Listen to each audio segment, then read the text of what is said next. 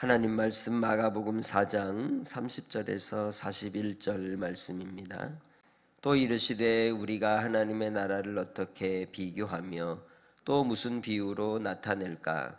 겨자씨 한 알과 같으니 땅에 심길 때에는 땅 위의 모든 씨보다 작은 것이로되 심긴 후에는 자라서 모든 풀보다 커지며 큰 가지를 내나니 공중의 새들이 그 그늘에 깃들일 만큼 되느니라. 예수께서 이러한 많은 비유로 그들이 알아들을 수 있는 대로 말씀을 가르치시되 비유가 아니면 말씀하지 아니하시고 다만 혼자 계실 때에 제자들에게 모든 것을 해석하시더라.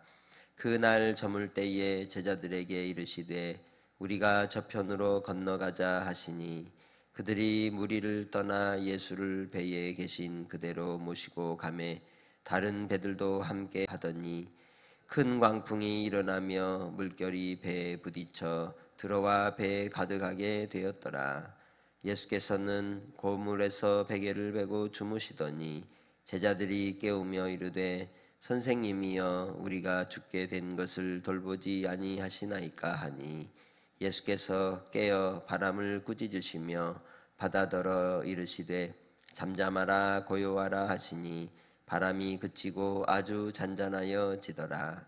이에 제자들에게 이르시되 어찌하여 이렇게 무서워하느냐 너희가 어찌 믿음이 없느냐 하시니 그들이 심히 두려워하여 서로 말하되 그가 누구이기에 바람과 바다도 순종하는가 하였더라.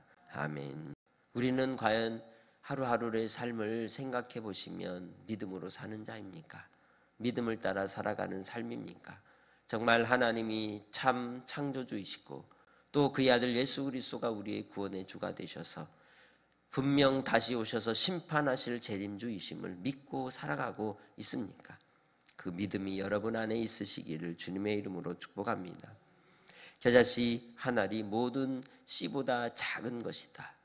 그러나 그 미천하고 하찮은 씨라 할지라도 그 안에 생명이 있기에 씨앗이 뿌려져 자라서 큰 가지가 나오게 되고 거기에 새들이 깃들이듯이 생명이라고 하는 것은 반드시 자라고 변화하고 열매를 맺게 되고 그리고 그 열매의 공급함을 누리며 생명이 깃들이는 역사가 나타난다는 것을 말씀해 주죠.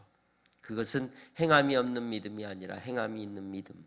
믿음으로써 하나님의 뜻을 드러내고 증명하고 순종함으로 하나님의 자녀임을 나타내는 삶을 또한 우리에게 가르쳐주고 있는 교훈인 것입니다. 여러분의 삶이 주님의 손에 들려져 있습니다. 주님 안에 있습니다. 그렇다면 주님 안에서 공급해 주신 하나님의 말씀으로 오늘도 힘을 얻고 한날의 삶을 믿음으로써 분별하며 살아가는 성도들이 되시기를 주의 이름으로 축복합니다. 내가 작습니까? 하찮습니까? 미천합니까? 주님은 작고 하찮고 미천함을 보지 않고 우리 안에 있는 예수 생명을 보시는 줄 믿습니다. 그리고 그 예수 생명으로 사는 자들은 믿음으로 사는 것입니다. 예수님께서 제자들과 함께 갈릴리 호수 건너편으로 가는 가운데 그때의 37절의 말씀처럼 큰 물결이 일어나 배에 부딪혀 물이 차 들어오게 되었고 배가 침몰할 위기의 상황에 내몰리는 가운데 있게 되었죠. 그때에 예수님께서는 무엇을 하셨습니까? 고물에서 베개를 베고 주무셨다고 이야기하고 있습니다. 그때에 제자들이 뭐라고 얘기하는 겁니까? 예수님을 깨우면서 예수님 우리가 죽게 된 것을 왜 돌보지 않습니까? 라고 묻습니다. 그게 맞죠? 우리가 누구나 다 그런 상황이었으면 그렇게 외칠 수 있을 겁니다. 왜 우리 죽게 된 걸 아직도 돌보지 않습니까?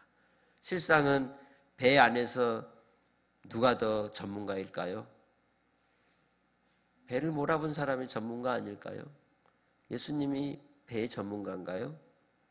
예수님은 그 전직이 뭐예요? 목수잖아요. 목수인 예수님이 제자들과 함께 이 배를 타고 갈릴리 호수를 지나갈 때 그들에게 큰 풍랑이 일어 그 위기의 상황이 오므로 그들은 예수님을 깨웠습니다. 그들이 예수님을 깨운 이유는 뭘까요? 예수님에게 우리 살려주라고 깨운 걸까요? 아니면 그 다른 어떤 방법을 구한 것일까요? 과연 그들이 정말 예수님을 기대하고 깨웠을까요? 우리가 어려움의 위기가 올 때 침몰할 것 같은 그러한 절체절명의 상황이 왔을 때 우리가 주님을 찾는 이유가 뭡니까? 주님을 깨우는 이유가 뭡니까? 정말 믿음이 있어 깨울까요? 믿음으로써 하나님의 그 은혜를 구하고 응답받기를 사모하며 기도하며 나아갈까요? 아니면 그냥 주저리 푸념하고 체념하려고 주님을 부르는 것은 아닐까요? 진정 믿음이 있는 자가 되어 하나님의 은혜를 구하고 믿음으로써 하나님의 뜻을 따라서 주님이 원하시는 바 그 하나님의 은혜와 은총 가운데 거하는 성도들이 되시길 바랍니다. 예수님께서 깨어 그 다음 하신 일이 바람을 꾸짖으시며 바다더러 잠잠하라 고요하라 하실 때에 잔잔해지고 그치게 되었다고 말씀하고 있습니다. 분명 예수님께서는 창조주 하나님의 아들로서 또한 하나님이시기에 바람과 바다도 잠잠케 하실 수 있는 분이셨습니다. 그러나 풍랑이 있는 그 파도 속에서 제자들이 두려워하지 않을 수 없는 것처럼 우리도 그러한 위기의 상황이 오면 결코 그 어떤 사람도 그 상황에서 담대할 수는 없는 겁니다. 그러나 주 하나님을 다시금 바라보고 예수 그리스도가 우리 안에 계심을 믿는다면 그 속에서도 결코 넘어지거나 흔들리지 않고 다시 믿음을 다잡고 서는 자가 되는 줄 믿습니다. 그래서 예수님께서 바람과 바다를 잔잔케 하듯이 여러분의 삶의 풍랑 속에서도 하나님이 잠잠케 하시고 갈릴리를 지나가듯이 우리의 인생의 길을 지나가도록 인도해 주시는 분이심을 믿으시기를 바랍니다. 그러시면서 예수님이 40절에 뭐라고 말씀합니까? 어찌하여 이렇게 무서워하느냐? 너희가 어찌 믿음이 없느냐 말씀하십니다.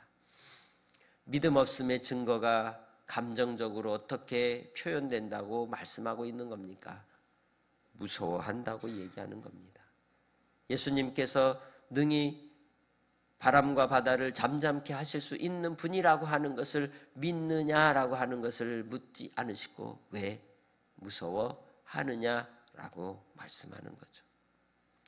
이 세상에 많은 사람들이 삶의 불안함 속에서 두려워하고 공포를 느끼게 되고 그러면서 마음에 병이 몰려올 때가 있습니다. 그것을 우리는 트라우마라고 말하죠. 우리에게 큰 충격을 주는 일로 인하여 우리가 불안을 느끼게 됩니다. 두려움의 공포가 몰려오게 됩니다. 그리고 나서부터는 그 두려움에 휩싸여서 벗어나지 못한 채 그 흔들리는 배 위에서 차오르는 물을 빼지도 못하고 그저 침몰되는 것처럼 나의 인생이 이제 끝이야 그렇게 외치고 있지는 않냐는 것이죠. 주님이 우리와 함께 하시면 바람과 바다도 잠잠해지듯이 여러분의 일생의 삶도 아무것도 아닌 것처럼 잠잠해지게 된다는 것을 잊지 마시길 바랍니다. 주님이 내 안에 계시면 이 험한 인생의 길을 넘어갈 수 있다는 것을 믿는 것이 믿음인 것입니다. 하나님이 함께 하시면 능히 건너가게 되리라 라고 하는 신뢰 가운데 주님을 의지하는 것이 믿음인 것입니다. 예수님께서 고물에 베개하고 누워 주무시는 그 모습 속에서도 우리가 평강을 우리에게 보이시는 우리 주님처럼 주님이 내 안에 계시기에 어떤 상황이 온다 할지라도 물질적인 궁핍함이 온다 할지라도 질병의 고통이 몰려온다 할지라도 마치 배가 침몰하는 것 같아 두려워 떠는 인생이 아니라 그럼에도 불구하고 잠잠케 하실 주님을 신뢰할 수 있는 믿음이 있느냐는 것이죠. 예수님께서 제자들에게 물었던 이 질문, 어찌하여 이렇게 무서워하느냐? 모세와 이스라엘 백성들이 애굽을 탈출하여 홍해를 앞에 두고 뒤에서는 애굽의 바로의 군대가 휘몰아치며 달려오는 그 모습 속에서 두려워 떨던 그 이스라엘 백성들 모습, 그 속에서 하나님께서 모세를 통하여 뭐라고 말씀합니까? 너희는 가만히 있어 하나님의 구원하심을 보라 하신 말씀대로 믿음이 무엇이냐? 가만히 있어 하나님의 구원하심을 보는 것입니다. 가만히 있다고 해서 그냥 멈추어 서는 것이 아니라 하나님을 바라보는 믿음을 이야기하는 것입니다. 우리의 마음을 안정되게 자리하는 태도를 이야기하고 있는 것이죠. 예수님께서는 그러한 평강을 우리에게 더하여 주시는 분이신 줄 믿습니다. 예수님께서는 우리 가운데 함께 하심으로 믿음으로 말미암아 능히 이기게 해 주시는 분이시라는 것입니다. 그렇게 주님 안에서 믿음을 견고케 하고 하나님을 더욱더 신뢰하며 주님을 의지하는 성도들이 되시기를 주님의 이름으로 축복합니다. 이 일을 통하여 제자들이 두려워하면서 그 마음에 뭐라고 서로 수군거렸습니까? 그가 누구이기에 바람과 바다도 순종하는가 하였더라. 믿음 없는 자의 모습인 거예요.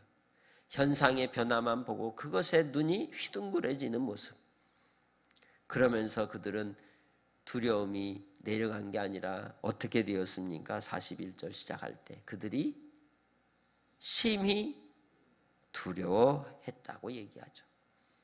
도대체 그들은 정말 주님이 누구라고 생각하기에 주님을 왜 따른 겁니까? 왜 주님을 믿은 겁니까?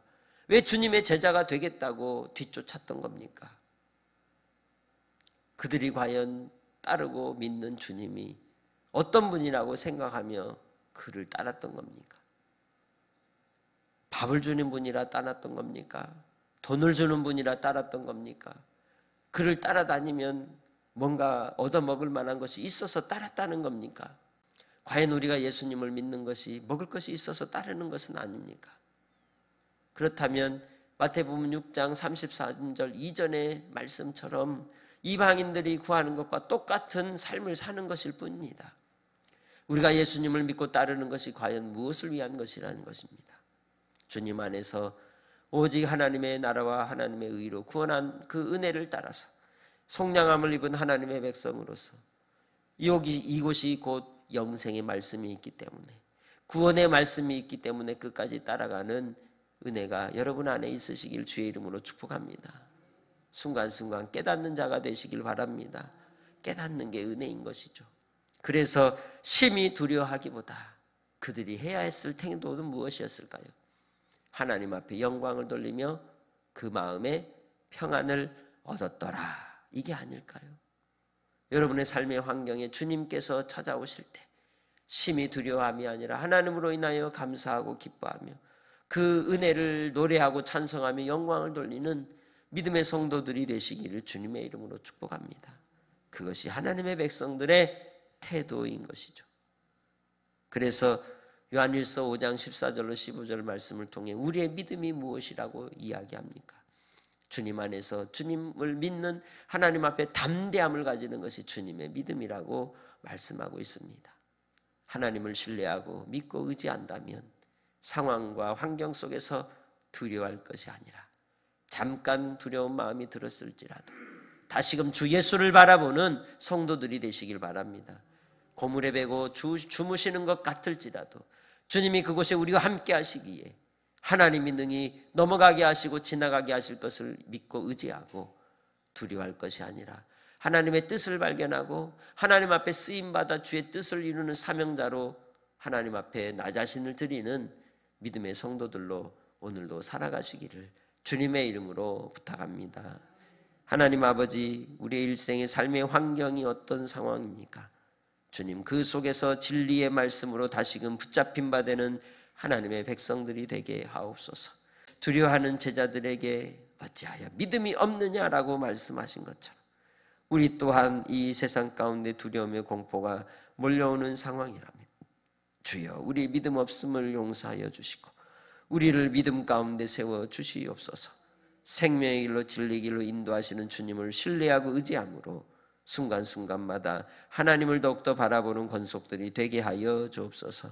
한량없으신 하나님의 사랑으로 오늘도 우리를 채우시고 도와시고 붙잡아 주시고 역사하여 주실 줄 믿사옵고 신실하신 아버지 하나님, 치유의 하나님, 회복의 하나님, 역사하시는 주님을 오늘도 경험하는 성도들이 다 되게 하여 주옵소서.